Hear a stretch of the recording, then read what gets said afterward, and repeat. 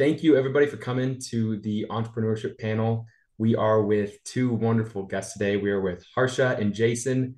They both have their respective involvements in the entrepreneurship community on their campuses. Harsha is the president of the ASOL PIN and the vice president of finance at the Wharton Undergraduate Entrepreneurship Club. And Jason is the co-founder and co-president of Founders Club at the University of New Hampshire. They both have really impressive stories. So I'm excited to dig into them and let them tell about their experiences, let them talk about how they're involved in their campuses, what opportunities they offer, advice for people that are really looking to get started in this space. And I'm sure we'll open it up for questions at the end. So I guess to kick it off, Jason, why don't you introduce yourself a little bit? Yeah, sure. My name is Jason Plant. I'm a senior at the University of New Hampshire, majoring in US entrepreneurship. And I, like you said, founded our Founders Club here at UNH, as well as my own startup company called Hydrofos Solutions, which we might get into later. And I also have a publication called Venture Time, which writes about all things venture. I've stolen that phrase from what you said when we last talked, Oliver. So, I love it. but yeah, I'll leave it at there for a quick intro. All right, cool. And I guess I'll go next and just follow up with a little bit about me. But hi everyone, my name's Harsha. I am a student at the University of Pennsylvania, where I serve as the president of the ASOL X Pen Club, one of our social enterprise clubs, and the VP of Finance at the Wharton Undergraduate Entrepreneurship Club. So why I absolutely love the work that Thought Cloud's doing, and of course the work that Jason's doing all the time, is because I am a huge fan of student organizations. By myself, I actually run Ascendance, which is a social enterprise I co-founded 7 years ago, that today is one of the largest education startups in Southeast Asia that works with 35,000 students, 28 countries, 900 over schools and communities to essentially bring entrepreneurship education and social impact education to mainstream curriculum. So we're fully run by students as young as 8 to 25 years old. We work with the ministries of education in countries like Malaysia, where I'm from. And in 2019, we even received the Diana Award for social action and humanitarian work in kind of bringing student voices to the center of the conversation. I love it. I love it. Well, great intros from both of you. And, you said 7 years ago is when you started that, Harsha.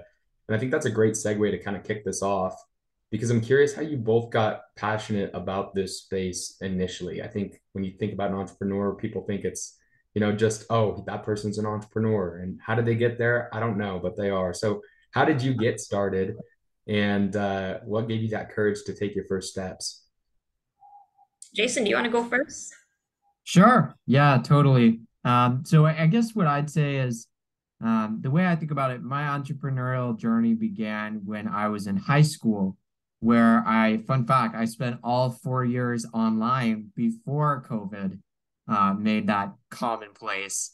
So that was kind of an unorthodox education, but unlike a lot of people who don't like online education, I actually loved it because I got to manage my own time and make a lot of decisions that normally a person that age wouldn't be able to make.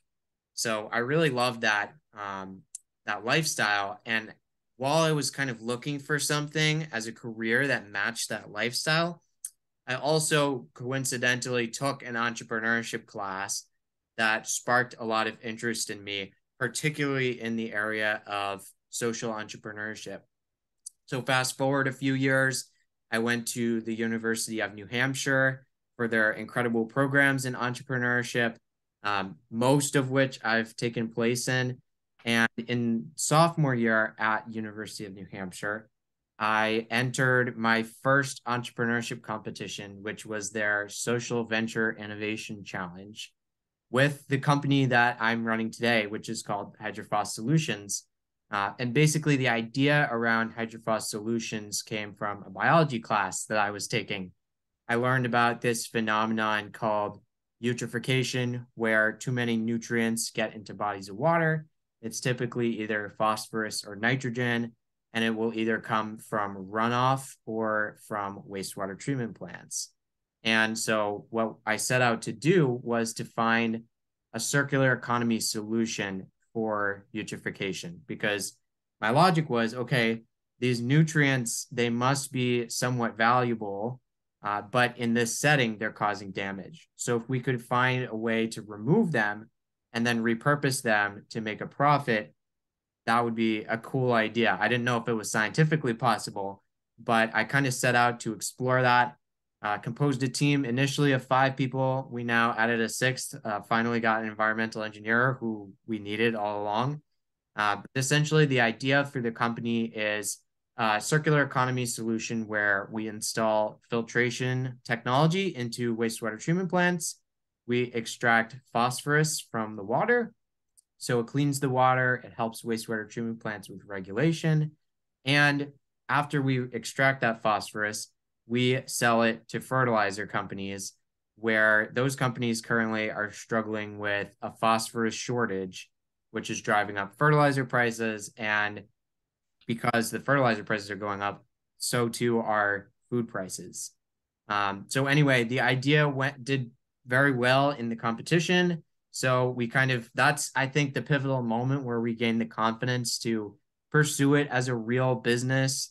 And that's led us to some really cool places, including Draper University, where I met you, Oliver, and the Impact Challenge, Business Today's Impact Challenge, where I met Harsha.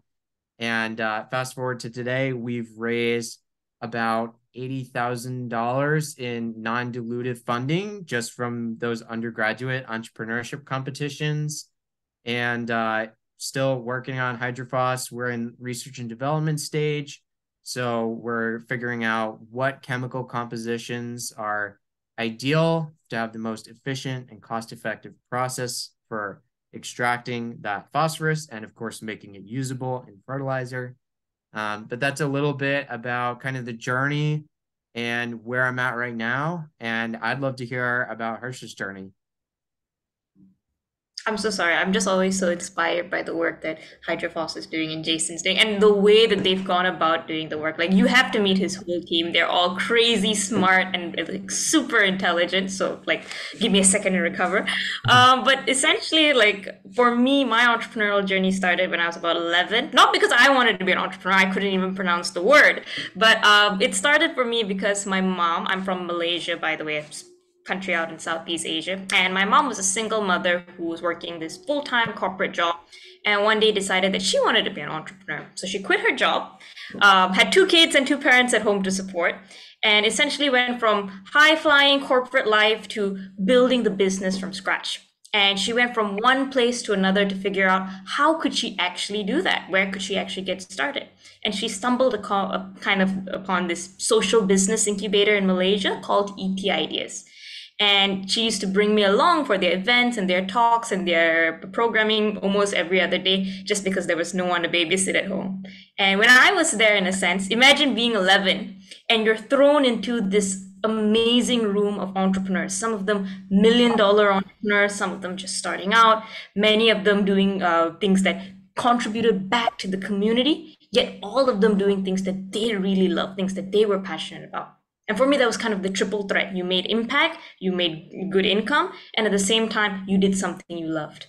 And I went from being the shy kid who only knew the 4 walls of my classroom in school to someone who is now handing out flyers or participating in events or setting up booths and going with these entrepreneurs for their corporate meetings, for their project meetings, and really immersing myself in this entrepreneur community. And all of them there was so kind, because they would see this 11, 12-year-old and be like, so Harsha, what's your thoughts on this huge problem we're facing? Or they'd sit down and they'd explain to me and get my opinion on a lot of the things that we're working on. And naturally, what that did is it built who I was as a person, because I was getting this experience of hands-on working on projects. I was getting this ability to kind of think and link the stuff that I was learning. So despite spending all of my time working on things outside of school, what actually ended up happening is I went from being an average scoring kid to topping my class. I ended up being the kid at the back of the class who was shy and quiet to outspoken, winning national, international competitions, and just naturally having the time of my life. And what really struck me and the other kids whose parents probably didn't have babysitters as well, was that all of us were able to do what we loved doing before we were even in school. So one of my friends, for example, is actually today an international filmmaker and documentary maker. He wins awards all around the world. Just won a semi-finalist award in New York for one of his films. He's only like 21. Another one is a junior partner at a business incubator and an accounting company, and today she's only 25. My sister is an international singer-songwriter. Again, music plays in Scotland and in the UK and the US and all across radios around the world. And she's only 23 this year. So all of us realized that we were able to do all of this, not because we ourselves were smart and intelligent and amazing. We were probably the most average kids you'd ever meet. But because of that exposure, because of that opportunity, because of those connections, those people who were there to support us. And when we had asked our friends, hey, you guys should come along too, they'd say, oh no, I've got homework. Oh no, my mom won't let me. Oh no, like this is just not something that they could participate in. So we thought, hey, if they can't come to us, we would bring this to them. So we started off Ascendance back then when I was 13, with the idea to bring equal and equitable access to the resources, the opportunity, the infrastructure for any kid to be able to figure out what it is they love doing, go out there and get hands-on experience, and eventually even start their own careers while they're still in school. So that is what began Ascendance. We started off just essentially running programs, cold calling up homeschools and tuition centers back in 2015. And from the results of the students that we worked with, in 2018, we started working with the Ministry of Education to implement the work we were doing across states. Today, we work all across the country in Malaysia, other countries in Southeast Asia. And recently, our annual conference at the end of the year had 42 countries participate, sending their student delegates all around the world.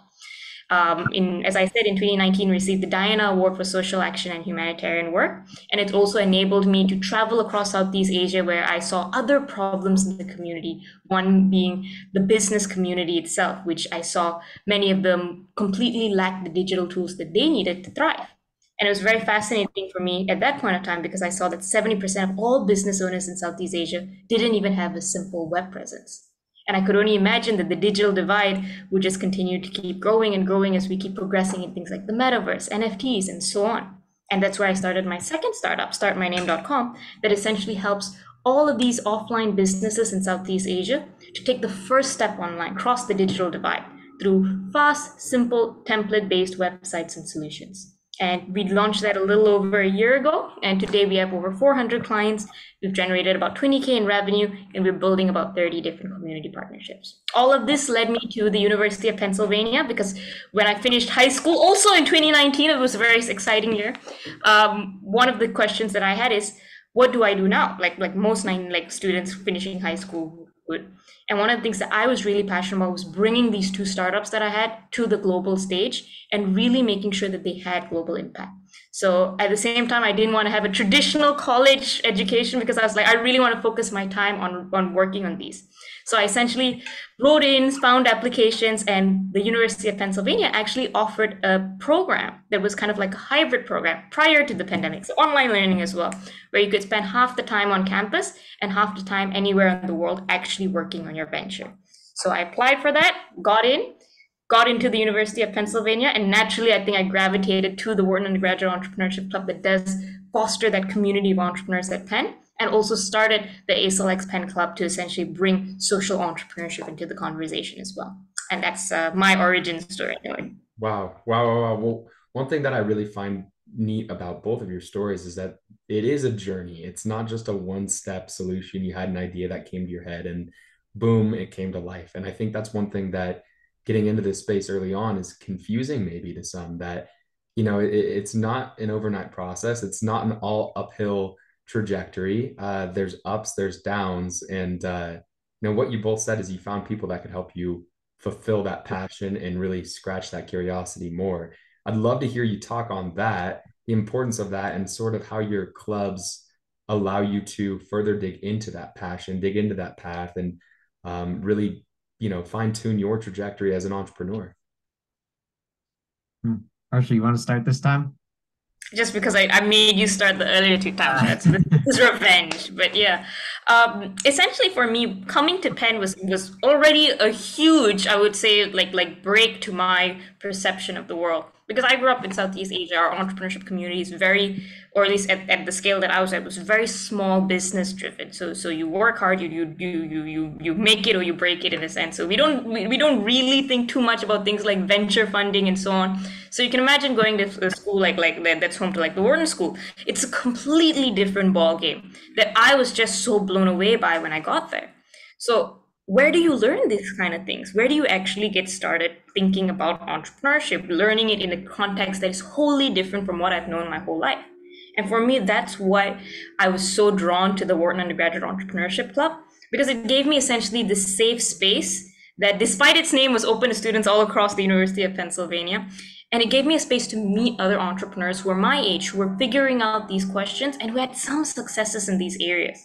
So even right now, we have students from all across the world in the club who, similarly, some of them have run nonprofits, some of them have worked at venture funds, some of them have actually gone out there and run amazing for-profit businesses. And it was just being able to have that conversation with people from different parts of the world, attend programming, meet entrepreneurs, meet VCs through the kind of initiatives that they were running that helped me educate myself about how the space is here in the United States and how I could be able to find my kind of little edge in that whole wider community. And naturally, it was just me kind of seeing how can I give back the things that I know, what are the things that I'm good at to this community in a sense, which led me to essentially being one of their VPs and applying for the position of VP of Finance.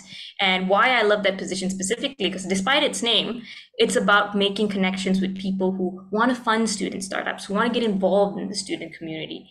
And that's just been something that I've been trying to learn about. So this whole community means a lot to me because that's how it started. It was about me learning about the space and having a safe space to talk to people. And it also encouraged me to start my own club there, which I mentioned, the ASLX Pen Club. Because one of the things that I noticed is as I was talking to people about my experience with Ascendance, they said, we don't just need that in Southeast Asia. We've got kids here right now, like in this class, who also want to figure out what they love doing, who also want to go out there and explore different things out there. So that's when I thought, okay, you know what? Let me start up something so that other students who maybe aren't so sure what they want to do can get global exposure from where they are right now on campus and also contribute back to that global ecosystem. So work on projects with people halfway across the world, learn about how social enterprise is done, even maybe across the street by some local business partners, and use that experience to help them figure out what they love and actually build their own social enterprises. So it's the trial and tested method we did through Ascendance. I started up a club there to do this. And as I said, they were the ones in charge of running the 48-hour conference we had about 2 weeks ago, where we actually brought together 50 overseas C-suite speakers from many different countries around the world and delegates from 42 different countries. And we've been working on projects like that throughout the last year and a half that we've been running to essentially build social entrepreneurship as kind of and in the global context behind creating driven solutions to social issues within the larger scale of the world and build that community out in the University of Pennsylvania. Wow. Wow. Jason, take it away. That's awesome. Yeah. So my experience was a little bit different. I definitely could take some notes from you, Harsha, because right now, Founders Club is just run out of my personal bank account. So I would love to have some sponsors and supporters. So we should probably connect offline about that.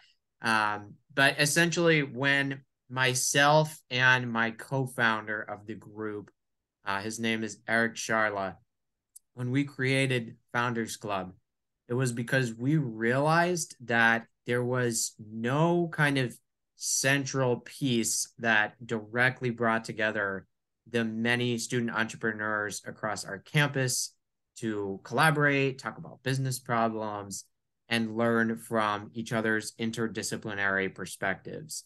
So one thing that we kind of experience is everybody kind of knows who the other entrepreneurs are on campus because we're a relatively small school, especially compared to University of Pennsylvania. But nonetheless, we kind of know who each other are, but we never talked. And sometimes other students can really be your best resource. So we kind of set out to structure the organization as a way of being each other's resources and opening up our networks to each other and learning from each other. So Founders Club, the whole vision of it, because we already have an entrepreneurship club, but right now, that club is kind of focused on bringing in people outside of the UNH network, bringing in guest speakers and stuff like that. So for us, we wanted this to be an open community for UNH entrepreneurs.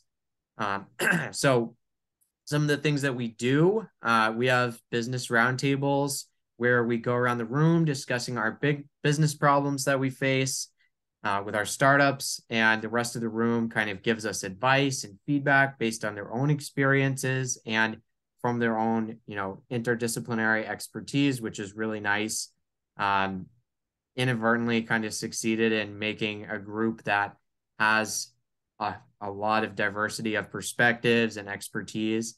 And so it's been a really great environment for people to kind of match up and start businesses together, because right next to you is somebody with a scientific or technical background, when maybe you're the business kid like myself. We also do pitch practices for a lot of the entrepreneurship competitions across UNH and beyond. And we've had a lot of our students go on to win national and international prizes in those competitions, which is very cool. We also have, this is probably my favorite part of the group. We haven't come up with a more creative name for it yet, but what we call it is learning sessions, which is basically when one of our members gives like a 45-minute TED talk with the group about a topic that they're very knowledgeable about. So it's a way for us to learn about a new technology or a new area of business or a new strategy for kind of going about go to market. It could really be anything. We've had ESG, we've had stuff on kind of crypto and blockchain, customer discovery, early stage investing, all kinds of stuff. And these talks are really designed to be interactive and discussion based, more so than a traditional keynote speech, which can be often one-sided. You kind of sit there, listen to the person, maybe you get to ask a question or two at the end. With these, we try to make it really discussion based so that people can say, hey, how does this apply to my particular business? Or, you can just get a lot of questions, extract a lot of knowledge out of that person that is maybe less general. So that's one thing that we really like doing. And lastly, we just have a lot of workshops like topics on prototyping, customer discovery. I did one on building company culture, which kind of draws from one of the accelerator programs that I'm working on building. So that was pretty fun.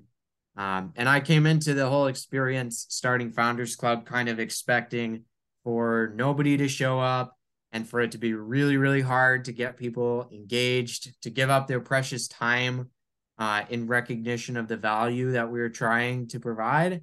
And while it happens from time to time during exam weeks where people aren't always available and we have to make adjustments, generally, I've been really pleasantly surprised at the amount of engagement we have. I feel like I know almost all the entrepreneurs on our campus, which is really cool. We have about 40 people on our mailing list, which, to put into perspective for our school, makes us one of the larger student organizations already. And I can personally say, I've learned a lot from our members, and that's really, at the end of the day, the best part of the experience. And we've kind of developed this family atmosphere, for lack of a better word. So our tradition is after every meeting, we all go out to dinner as a group and kind of, we have the professional piece in the meeting. And then afterwards, we have dinner and kind of get to know each other and talk about life, talk about our companies. And it's just it's been a really awesome experience getting to know all these different people. I feel like I finally actually know people from technical backgrounds where, in the business school, I kind of feel like I'm in a silo a lot of times. But yeah, it's been a really great experience and really cool to see that there's demand for something. Given that my current company, we're still in research and development, so we really haven't gone to market and gotten that feeling of product market fit yet. But I've kind of gotten to see that through Founders Club, which is really cool. Definitely. One thing, when you're starting, you guys have both started organizations, whether that was on campus or outside of campus. And there's a lot of pride in doing that. You get to feel a sense of accomplishment for starting something, taking that initiative. and being that leader that can drive something home and see results. And on the other side of it, there's this aspect of gratitude. And I think this is something that's missed a lot in, the outsider's perspective of what an entrepreneur is. It's that, you can't do everything on your own. And one thing that you both had very good hints of in what you just said is there's a lot of help that went into that. There were some ideas that maybe this isn't going to work like I think it's going to work. And overwhelming excitement came from seeing that support from other people. And that wouldn't be possible, obviously, without the leadership, but fundamentally without their interest and their contribution. So, talk on that a little bit for everybody to understand. It's not just one person making it all happen, it really is a network of people coming together around something. And so, I'd love to hear your insights that you could share with others around that. Sure. Do we want to take turns going first, Harsha? Fine. You can go this round. I'll go next round. All right. That sounds good. That sounds good.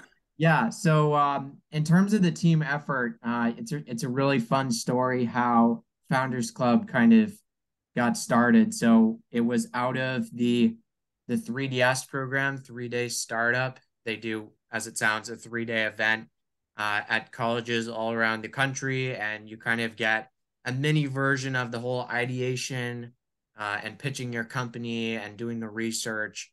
That whole experience of kind of creating a business all in 3 days. And so somebody that I met there we ended up getting together and making Founders Club. And it was interesting because him and I had never met each other before, but both kind of knew who each other were. And we got to talking and we were like, why don't any of us around campus like talk to each other? Why isn't there something kind of bringing us together? And so the two of us literally like that day, that same, conversation that we had, got together and started forming the organization. And so that was kind of a magical moment. But ever since building this, I mean, he was super pivotal in coming up with the ideas for what we do in our sessions and bringing in people, because initially it just started from both of our networks. And fortunately for me, he had a little bit more of a technical background. So he brought in a lot of people from particularly the software side. And kind of a cool story that came out of Founders Club and kind of brings together the point of collaboration and community and how that's incredibly beneficial to everybody involved, and kind of rising tide lifts all boats kind of situation, is my co-founder of Founders Club. He happened to bring in a couple of people from a software background that he didn't know before. He just knew that they were probably going to be interested. And the three of them ended up getting together, forming a company. And since then, they got accepted into and graduated from Y Combinator, which was really cool, a really big deal at our school with a relatively small entrepreneurial ecosystem. So there were tons of articles about them, and we had a big celebration at the end of the year for them. They got their company advertised in Times Square, like Y Combinator does, I think, for all of their portfolio companies. And now they're the real deal. And so it's just been so amazing and rewarding to follow their journey building that high growth software startup. Just knowing them, back when they were just college students that were interested in working together, interested in solving a problem, and just getting to know people. And I think that's really, at the end of the day, what we started Founders Club to do. And it's kind of taken a life of its own where people are just collaborating, and no longer does it really have anything to do with me or my co-founder. It's all about just, we host the meetings and then everybody else provides all of the value by showing up. And I think that's really what student organizations are about, if they're well run, is you leverage the strengths of everybody that comes into your organization, and you encourage connections so that people can work together to create something that's bigger than themselves. And so it's been really amazing to kind of see that effect. Definitely. Harsha, take it away. I'm still like honestly, Jason, you said earlier you've got to take notes. I've got to take notes from you, bro. Like that was amazingly put. For me at least, like one thing that growing up in an entrepreneurial environment that was instilled in me, which I think is amazing, is that you see all of these entrepreneurs who look super perfect, like they're technical, they're savvy at what they do, they can present well. And growing up as a kid who thought I was terribly untalented, this was very daunting to see. And I remember this one entrepreneur told me, don't worry, if you're terrible at everything and or like most things and you're only good at like one or two things, though you can still succeed in life. You just need to find a team that complements the things that you're terrible at and then and you complement the things that they're not good at. So that was always like very motivating for me because like I think most of us have a little bit of insecurities and we know that there are things we're good at and the things we're not. And that always kind of inspired me that I can do anything with the right team. And people always say you've got to make good connections. And especially recently, I realized that good connections are not people who are incredibly intelligent, the smartest person in the room, well connected. They are people who are willing to go all out to make an idea happen with you and willing to put everything that they can make. And for me, that's the best connections you can have. And that's the best people you can have. And that's been literally the foundation of success of anything that I've done. So, for example, when we started our club at the University of Pennsylvania, I had no idea where to begin because, again, I was coming in, new student, wanted to do something. So I started off with two main things. First thing, really obviously, the friends and the people that I'd met through the entrepreneurship community who were interested in this and who said, I really believe in this. And I just did a bunch of presentations. Some people said, nah. Some people said, I can really resonate with this. How can I help? Where can I play my role? And some of those original people who started off, they're still with us. They still show up. They organize things on campus where I'm not there. They make sure that people are always rounding up and they really take charge to make sure that the club runs. On the other side, I actually relied a lot on the people that I'd met through Ascendance and my co-founders at Ascendance who had just become my best friends, teammates that I'd worked with at Ascendance. So that when we did need help, as most student organizations do, when we did need guidance, when we weren't sure where to go, we had this whole group of people that I could go back to, get advice, get thoughts, get their support in making sure that I can run the club that we have at Penn as well as possible. So it's not just looking at people within the community, it's looking at people, literally the world's your oyster, looking at people all around the world who believe in you and believe in your vision and are willing to support that community. And that's kind of been the way we started the club at Penn. And I remember in the initial stages, we had really just a few members just trying to work on things. And the reason we were able to work on big events is because of collaboration with other student organizations, with other clubs and campus. And at the same time, collaborating with, as I said, global partners to meet the gaps in the resources we had. Because when you start a club, you're often just two or three people trying to do something for the larger community. And there's no way you're going to have all the resources. So I remember one of the early things we did is we wanted to do a conference, not 48 hours. This was in the first year. We wanted to do a half-a-day conference. And we didn't know where to start. And it was all kind of in the semi-COVID period. So we were we've never done this before. We're a small team. Where do we begin? So I actually just called up some friends that I had met, who had been really strong supporters of Ascendance. I said, hey, you guys are a video production company. Could you come in and at least tell us what we should be thinking of if we want to run a conference? I had a friend who was really good at MC, and I said, can you come and teach us what we're supposed to do? And all of these people really stepped up because they believed that, okay, let's help social entrepreneurship communities. And on the side at Penn, we had students who said, I've never MC'd before in my life. Let me try.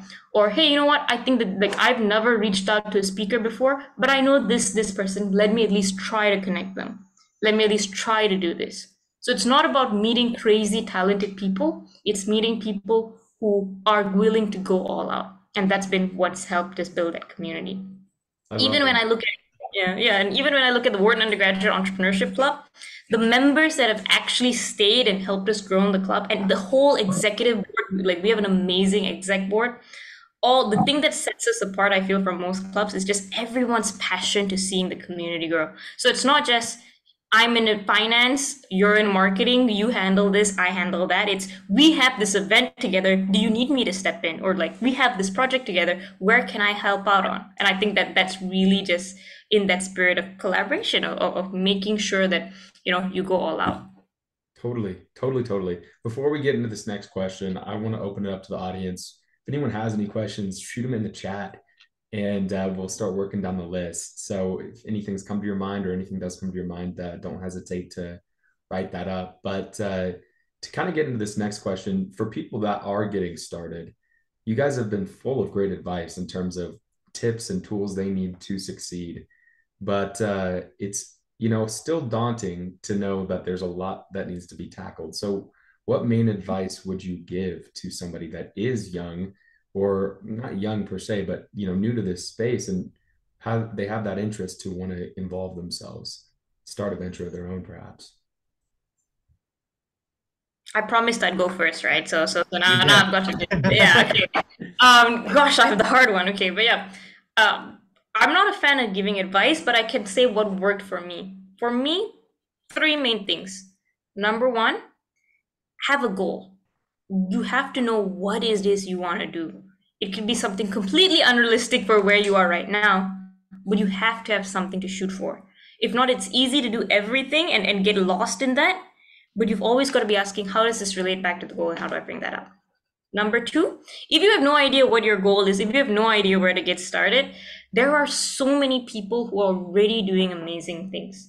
And I know it's very like it's very exciting to say I'm going to start this on day one, but many times what I've learned, the best thing that I can do is just spend the time in communities that are already doing things that I'm passionate about, or at least trying to do that. Like I mentioned, this business incubator, ET Ideas, I was there for 2 whole years before I even thought of starting Ascendance. And it was that immersion in that community that helped me figure out, okay, you know what? I want to be an entrepreneur. I want to do this. This is the next thing that I'm going to do. I was an entrepreneur for 5 years before I started my next startup. So it takes time, and don't be afraid to take that time as long as you're in the right environment. And the third thing that I say, if you're getting started, find a team or like that you really, that as I said, will go all out for you for that same vision. Like I remember when I looked like I think like I was in the original CEO of Ascendance. I am now. When we started, we used to joke that our CEO was 19, I was 13, and I used to tell her, like in hindsight, you probably looked around at the team and said, "What crazy like what, these people are the worst people to start a team with." But we were all so passionate, and we were also like in love with the idea. And though we were incredibly different, it was those differences in opinions that made sure we covered all the bases and made sure that we were looking at different angles as we grew the work that we're doing. So if you've got those three things, you have where it is to get started. And just as a cheat code, mentors, people who have done it before, because that really kind of just it is the ultimate cheat code in starting anything out there. Yeah, I'm gonna echo that point on mentors because that's something that I talk about all the time is, it's a cheat code because those people have been there and done this before, and they're gonna stop you from making a lot of mistakes. So I kind of have this rule with myself that I don't make any really major decision on my business without talking to one of my advisors first, whoever I think is most relevant for that. Because at the end of the day, they're going to add a lot of color into what's on the other side of that decision. Because in a lot of cases, they've made that decision and it didn't go well, or it went really well, or there's just a little way that we can tweak it to make it better. And so mentors are kind of like the cheat code to success. And my hope is to be a mentor one day when I am on the other end of those decisions. So that's one thing is when you're getting started, seek out mentors. But when you're further along, and you don't have to necessarily be, this picture of success where you've successfully exited a company or gone public or whatever, it's never too early to start mentoring the people that are coming after you, because you'd be surprised how much value you can create just by, helping somebody who's a couple of years younger than you. Maybe they're new to college and they don't know what opportunities are out there, or they could use some connections to help them grow their business, right?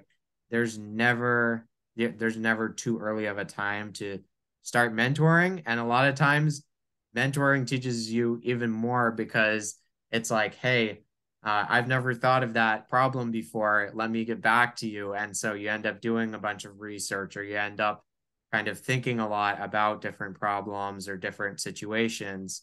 So in general, I think you learn a lot from knowing people and knowing their stories and getting to be a part of them. and mentoring is a really great way to do that.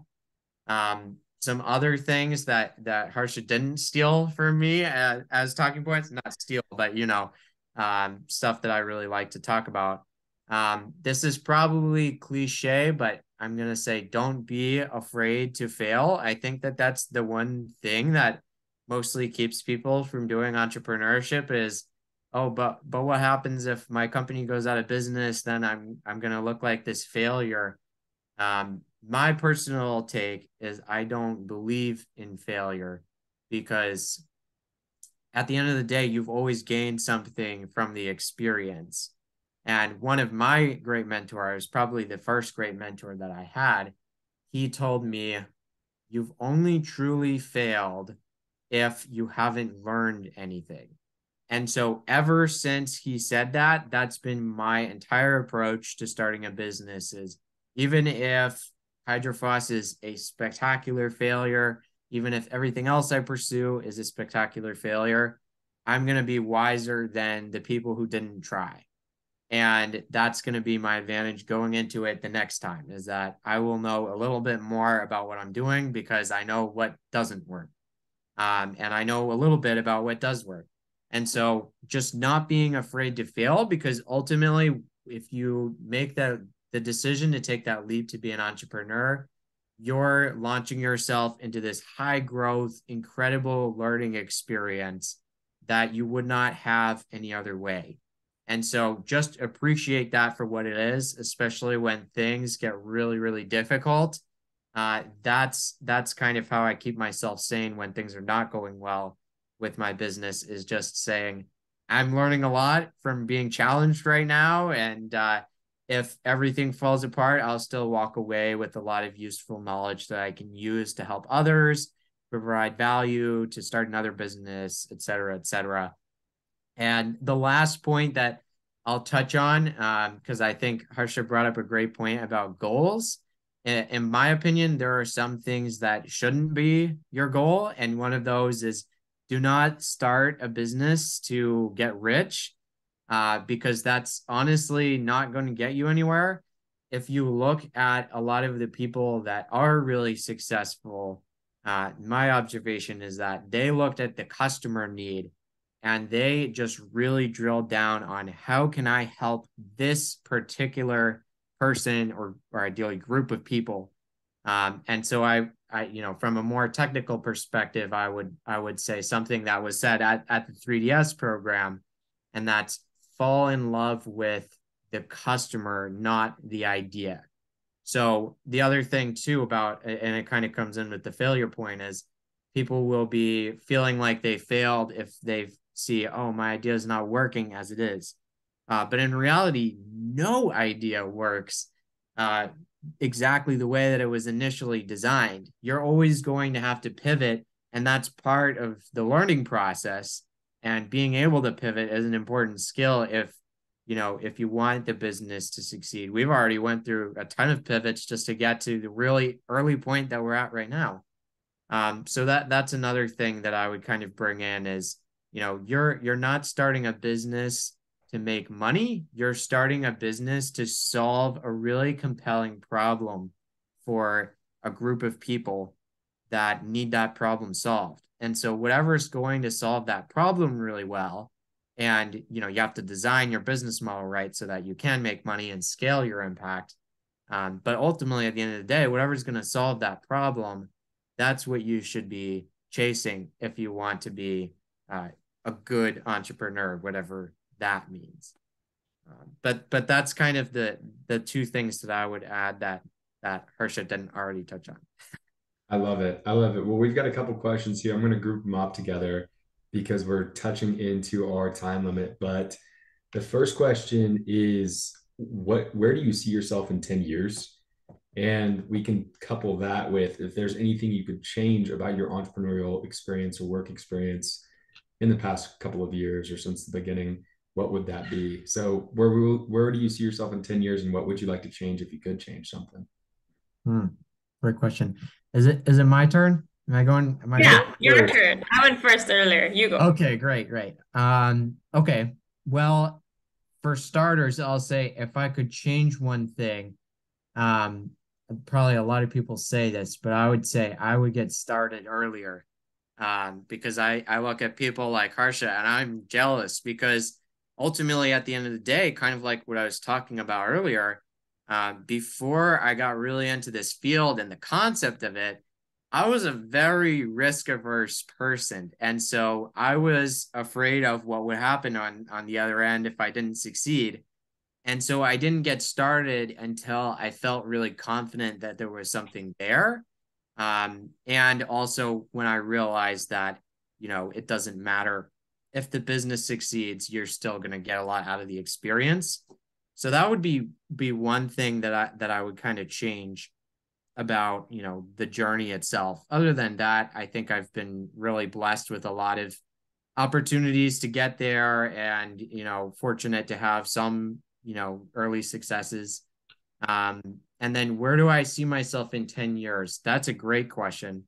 It kind of depends on a lot of things, how they turn out. But one thing that I'll say is I really, really, really want to make this global impact. That's like, I live and breathe for thinking about, oh, I could affect the lives of many people in a positive way. And so my hope is that Hydrofos will kind of be my vehicle to do that. And if Hydrofos reaches scale, we'll have cleaner water and better, communities will be doing better because their water is no longer this green sludgy algae. It's something where real estate prices are going to rise, where fishing industries are going to thrive, things like that. And on the other end, with the phosphorus supply, if we can provide a sustainable source of phosphorus, that's going to put downward pressure on food prices, which is great for world hunger as we have a growing population and a lot of people suffering from food insecurity. So I'm really, really passionate about what Hydrofos is doing. And another kind of thing that I didn't touch on in the intro is actually a few days ago, about a week ago, I think, I accepted a role as CEO of Tory Project, which is a nonprofit that's dedicated to training the next generation of stakeholder-focused entrepreneurs. So that's definitely a part of my journey. And again, something I really admire Harsha about is that she's already been able to have that impact of helping other people become entrepreneurs and become successful. But I definitely see that as a really important part of my journey is helping other people, whether I'm further along than them or not. There's always some value that you can provide to others. And so what's important to me is much value as possible, because at the end of the day, we have a lot of pressing problems in this world, and it's not going to get solved alone. It's not even going to get solved by one organization or one entrepreneur, one company, right? We need to foster a much bigger ecosystem and a much bigger, platform for collaboration. And so that's what I'm hoping to do with Tory Project. But again, regardless, right, I see that as an important part of my journey is being able to create my own kind of signature impact, but also helping other people to do the same. And I think that those go hand in hand. As I learn more about, my journey doing a startup, I'll be able to help other people even more and provide more value to the people that are coming after me. And I think that will be the most rewarding thing, is to see what other people do. Oh my God. First of all, congrats, Jason. Like that's amazing. No, really, like you deserve it. And I could not think of anyone better that they could pick. And I really just wanted to echo that point where you made where like everyone has something to give. And I think noticing that is so, so important. The entire reason we started Ascendance is because we realized that a lot of our peers could not connect to people who are extremely successful, extremely talented, but they just didn't know how to connect. And because of age gap, because of barriers and all of that. So we really focus on peer-to-peer development and making youngsters who are just a little bit more successful, a little bit different, to come in and work with students because you spoke the same language. You're able to kind of bring them to the level where they were ready to listen to the wider world. So I definitely like love that point that you mentioned. In terms for me, one thing that I would change, and I know it's very cliche, entrepreneurs would be like, I would not change a thing because it's my journey. But I will change one thing, which is I would change how quickly I bounce back from failure. I'm not like honestly, I think one of the things that I struggle with is dealing with failure. I blame it partially because I'm a school student. And like if you're a school student who scores mostly A's and all of that, you get like your report card, you're like, oh, I got a 90 or a 98. You know exactly where you went wrong. In life, there's no grading system. It is terribly disappointing. When you fail completely, and you don't even know what went wrong. What could you have done better? That nobody gives you written feedback. There's no mark scheme. So it's much harder. No, I'm serious. It's much harder to process that failure because you're just not prepared to think in that way. We've always been doing well in an exam in a school setting. And that's one of the things that's been so hard for me as an entrepreneur is because now I know in hindsight, it's always like you failed 99 times. But when you're failing 99 times before you get to the one, it can be really heartbreaking. And I tend to internalize a lot of that failure, not knowing that many times or not remembering at the right time that it is part of the process. It is normal to fail 99 times. And I think one of the things that I would change is my ability to bounce back from that and the ability to just sometimes remember that this is normal. You're supposed to fail more than you succeed because that's what shapes the way for success. So exams got it wrong in a sense. You can't score 100 for most things in life. So that's the main thing. In terms of where I see myself in 10 years, I love this question because every day I open the little news app on my phone and there's this stat that says climate change is going to like drown us all, or like this amount of land is going to be uninhabitable in 10 years, or in 50 years we're not going to have this, or we're looking at the end of human existence as we know it within 20 years. And I'm always terrified. I don't know how everyone else is not terrified, but I'm constantly terrified that 10 years from now, I'm not saying we're all going to go extinct, but we're going to live in a very different world than it is today, just because climate crisis, rising sea levels, all of the other hundreds and one world problems that we are currently looking at. So if you ask me where I see myself in 10 years, I'd say I'd answer with a bit of a prefacing. I see the world as a space where these world problems have been eradicated. And I want to spend the next 10 years of my life playing my part in the eradication of those problems. So that 10 years from now, people will be like, what's a global issue? We don't have those anymore in a sense. And things like climate change are a thing of the past. How I'm going to get there and a little bit of how like my personal plan is what we're working around right now at Ascendance is to impact 1 million teenagers. So give 1 million teenagers all across the world equal and equitable access to the same resources, opportunities, and network to, as I said, figure out what they love doing and start their careers while they're still in school. This means a kid in a village in Southeast Asia and a kid at the Wharton school would have the same opportunities. And we're actually working on projects to make that happen, like literally right now. Wow. At the same time, yeah, like as you can see, like personally, the work that we do at Start My Name is to really help the business community to, again, have just that same equal access and opportunity. And that is what I'm crafting my career around.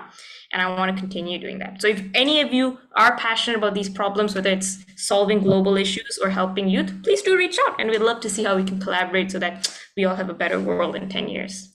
Definitely. Well, I mean, kind of touching on that point of, solving these big problems, you can't solve big problems without having the faith and the courage and being able to fail, having the team around you. And, you guys embody all of that. That's what it means to be an entrepreneur. And I think that's awesome that you've been able to speak on this today and share your advice with so many others so that we can continue to tackle big problems and can continue to make an impact together. And it's been great to hear both of your perspectives from, starting clubs, starting startups, really trying to dig in and make the biggest impact you can about things you're passionate about because it's contagious. And definitely I'm excited just listening to both of your stories. So I appreciate both of you for coming on today, chatting. The audience, thank you so much for listening and tuning in and sharing your insights. It's been great.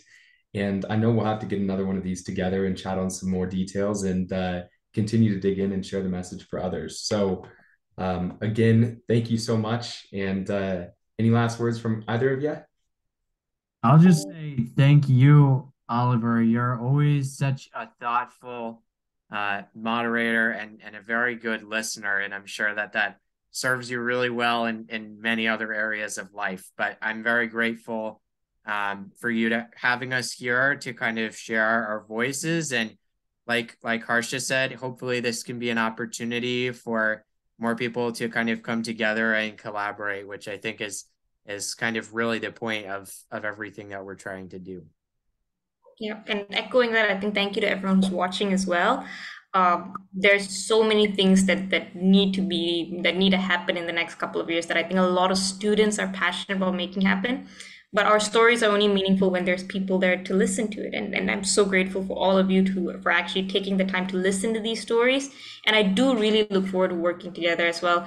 And Oliver, thank you for putting this together. You are doing a brilliant, brilliant job. And I think that the work you're doing as a whole beyond this as well is just really essential to what we need in creating that bridge between the stories and the people who need to be listening to them. Well, I appreciate it. I very much appreciate it. And do reach out to Jason and Harsha if you have questions. They're on LinkedIn. They'll be happy to field any sort of inquiries, etc. So, guys, thank you so much. It's been awesome. And we'll be chatting here soon.